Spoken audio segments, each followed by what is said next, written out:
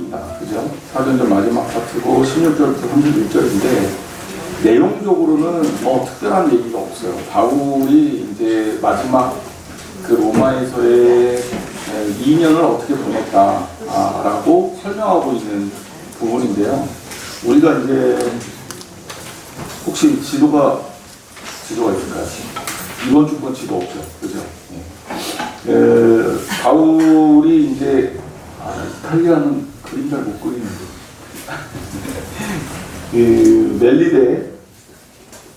멜리데에서 위로 올라가서 수라구사 위로 올라가서 레기온, 그리고 레기온에서 배를 타갖고 어디까지 갔어요? 모른 척 하지 마시고 보디올에서 일주일 있었죠. 일주일 있다가 보디올에서 로마로 가는데 이때 아비오 광장까지 유대인들이 마지막이다. 그래서 로마로 들어갔다. 이게 이제 지난주까지의 메시지였어요. 지지난주죠. 그리고 로마에서 그럼 바울은 어떻게 했느냐? 성경에 보면 로마에서 바울은 명확하게 우리 표현으로 보면 구금됐습니다.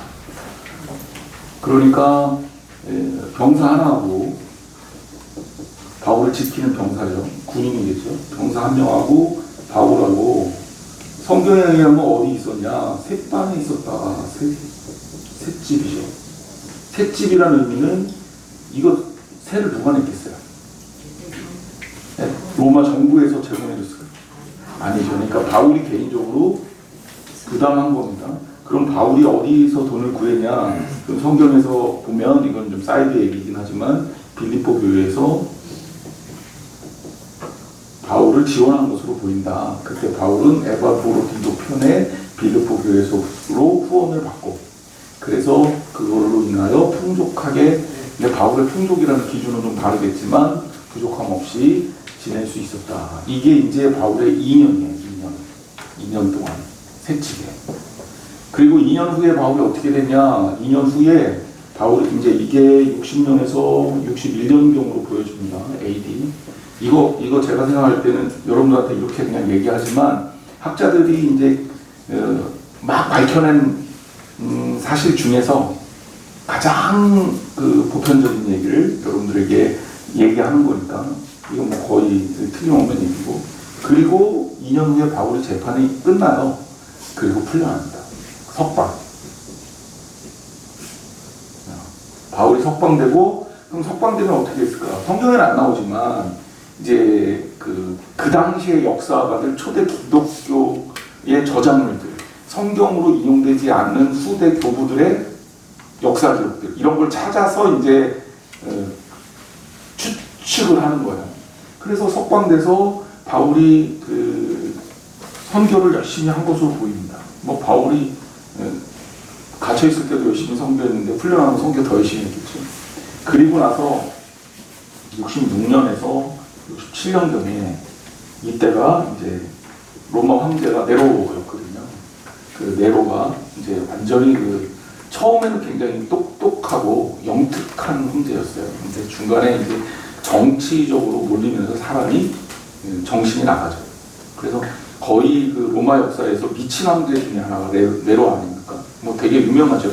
그 네로가 그 최양락이 개그할 때 그 네로가 그 네로예요. 네, 거기서 최양락이 개그하면서 막 말도 안 되는 얘기 하잖아요. 너 가서 되셔, 뭐 죽어, 막 이러잖아요. 그러니까 네로가 막 그 정도로 사람들의 생명을 막 함부로 취급하고 정치적 위기에 몰리게 되니까 기독교인들을 박해를 이제 네로가 본격적으로 정치적 박해를 하게 되는데 이때가 이제 이 시기였어요. 그러니까 제가 주일에도 얘기했지만 로마에 불을 질러버립니다. 그리고 이게 원래 정치적 방책 중에 하나로 내부의 위기가 오면 외부의 적을 만드는 거예요. 그런 경우로 전쟁이 되는 경우가 굉장히 많거든요. 그래서 사람들이 잘 살고 평안하고 정권에 이상이 없고 정치적 위기가 없으면 전쟁할 이유가 없어요. 왜? 잘 되고 있는데 뭐 전쟁을 합니까? 그런데 이제 국민들의 반발이 높아지거나 정치적 위기에 몰리거나 축출적 위험성에 놓여지면 이때 이제 쓰는 방법이 외부의 적을 만들어서 전쟁을 하는 거예요. 이거는 인류 역사가 다 그렇게 진행이 됐습니다. 그래서 전쟁을 벌리는 거죠. 그 전쟁을 벌리거나 또 다른 방법은 이렇게 내부의 적을 만들어서 국민들의 어떤 시선을 그쪽으로 몰입시키는 겁니다. 그래서 우리나라에는 이런 얘기하기 좀 그렇지만 우리나라 현대사를 보면 그때 활용됐던 게 주로 북한이었죠. 북한에서 총 쐈다, 간첩이 넘어갔다 이러면 이제 국민들이 이제 거기에 마음을 다 뺏겨버리니까 그 사이에 이제 이슈됐던 게 샥 덮는 거고, 정치적으로 아주 시끄러운 얘기만 나오면 갑자기 연예인이 멀쩡하던 연예인 갑자기 마약 잡아내고 이런 얘기가 괜히 나오는 게 아니에요. 이게 이제 뭐 다 그렇다 뭐 그렇게 할 수는 없지만 그렇게 하면 안 되는데 정치인들이 하나의 자기를 이제 좀 보호하는 기법으로 쓰는 건데, 네로가 그 아주 뚜렷한 짓을 하죠. 그래서 불을 질러버려요, 로마에다. 제정신이 아니라고 볼 수 있죠. 근데 이게 정치적으로 나름대로 자기 위기를 탈출하기 위한 아주 탁월한 선택을 합니다. 그리고 불을 질렀는데 누가 불을 질렀는지 밝혀야 될 거 아니에요. 그럴 때 공공의 적을 만든 거예요. 그때 떠오르고 있는, 급속하게 퍼지고 있는 기독교인들에게 그 죄를 다 뒤집어 그러면서 기독교를 공식적으로 박해를 합니다. 그러니까 로마 사람들도 그거에 휘둘리게 되죠. 그 코로나 때 생각하면 돼요. 코로나 때 유럽에서 아시안들이 굉장히 많이 그 어려움을 겪었거든요.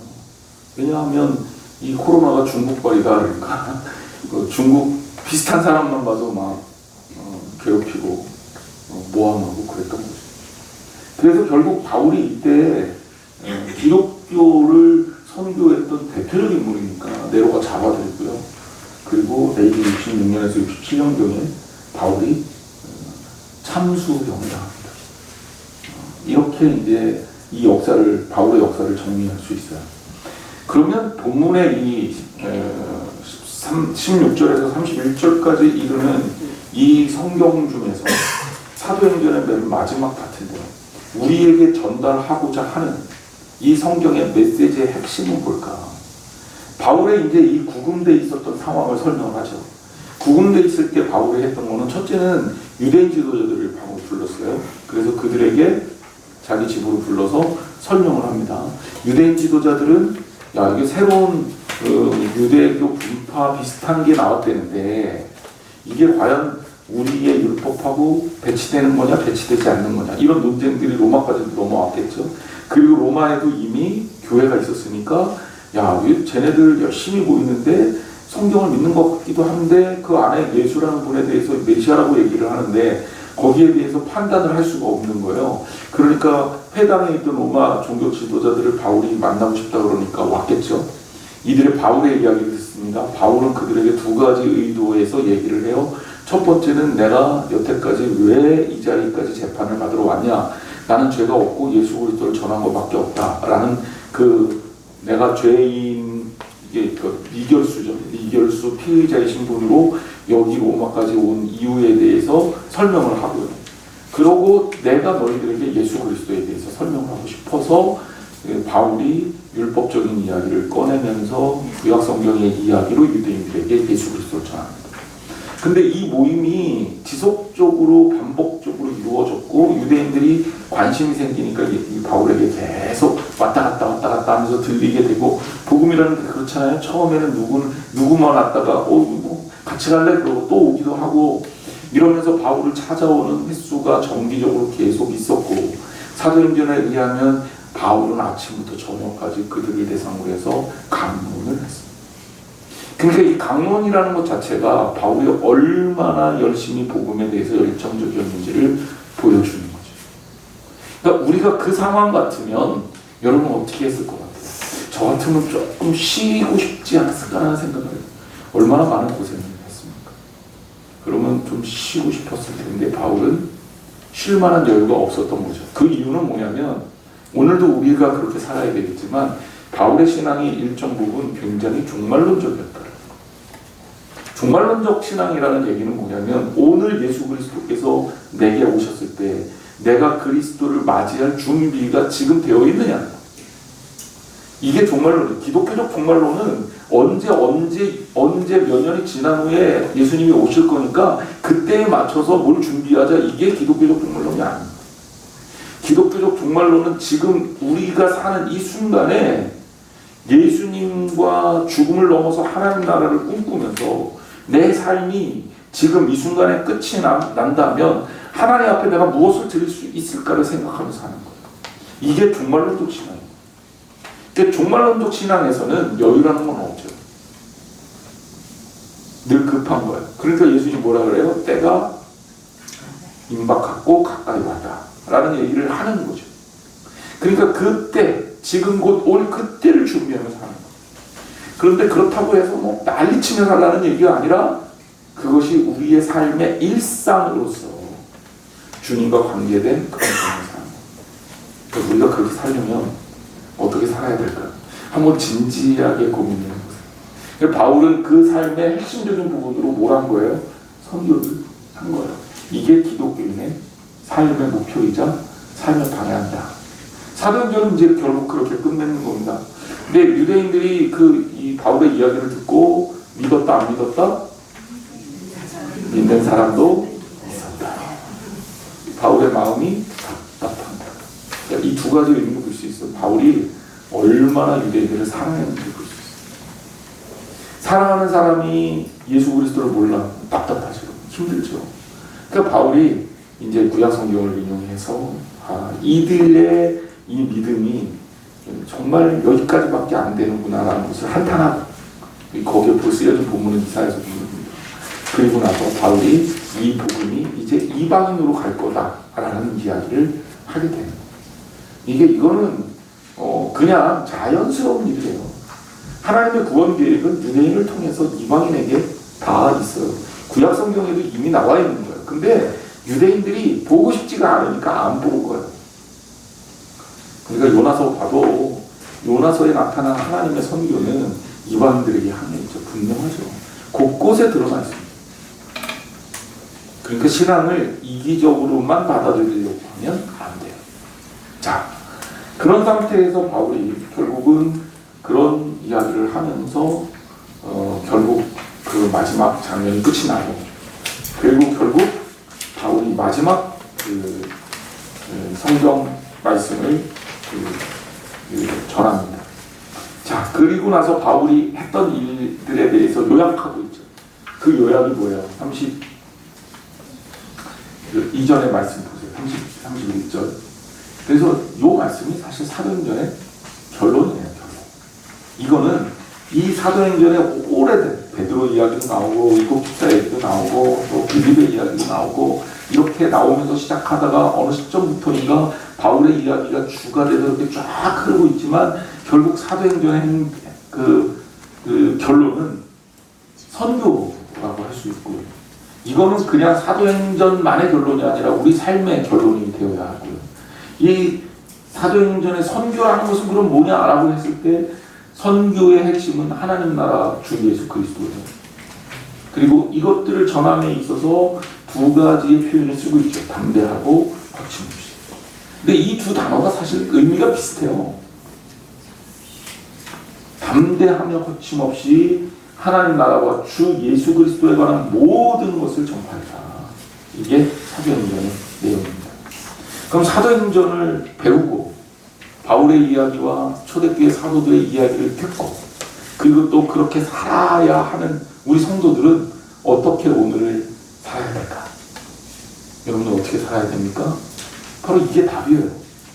우리도 하나님 나라를 전파하고 주 예수 그리스도에 관한 모든 것을 어떻게 해라?